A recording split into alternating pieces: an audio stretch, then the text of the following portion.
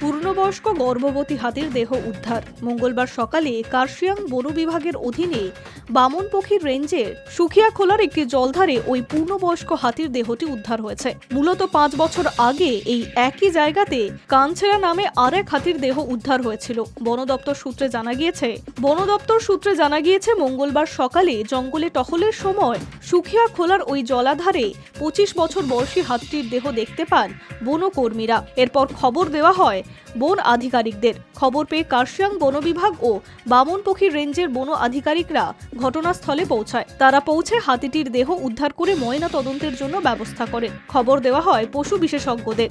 পশু বিশেষজ্ঞরা পৌঁছে জানান হাতিটি গর্ভবতী রয়েছে, তবে শারীরিক অসুস্থতার কারণে হাতিটির মৃত্যু হয়েছে বলে জানিয়েছে তারা। পূর্ণবয়স্ক গর্ভবতী হাতির দেহ উদ্ধারের বিষয়ে কার্শিয়াং বন বিভাগের ডিএফও দেবেশ পান্ডে বলেন, হাতি মূলত শারীরিক অসুস্থ হলে তারা জলাধারের কাছে যায়। এই হাতিটির দেহ জলাধারে উদ্ধার হয়েছে। হাতিটি শারীরিক অসুস্থতা থাকার কারণেই জলে গিয়েছিল বলে মনে করা হচ্ছে। পাশাপাশি গর্ভবতী ছিল বলে জানা গিয়েছে।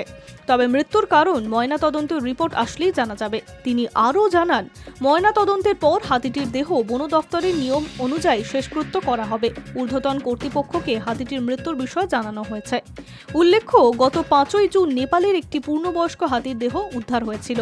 সেখানে চোরা শিকারীদের আক্রমণে হাতিটির মৃত্যু হয়েছে। পাশাপাশি চলতি বছরে নেপালের ঝাপায় একটি কৃষি জমিতে থাকা তারে বিদ্যুৎ পৃষ্ঠ হয়ে আরেক হাতির মৃত্যু হয়েছিল। এরপরে আরও এক হাতির দেহ উদ্ধার করা হলো।